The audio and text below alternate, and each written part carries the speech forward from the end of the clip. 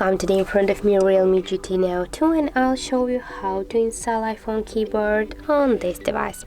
So first you should go to the Play Store application, and here in the search pool type the green Apple keyboard.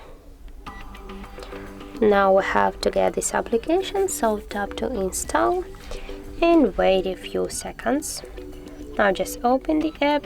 Here tap to the enable in settings, and near the green Apple keyboard tap on the switcher to activate it. Now just go back and here tap to the switch input methods and switch your keyboard to the English United States keyboard, and as can you see that's finished. And now we can just start chatting with someone, and as can you see where we just will text the message, our keyboard is so close to the iPhone keyboard as all the emojis. So that's how it looks. If you found this video helpful, leave like, comment and subscribe our channel.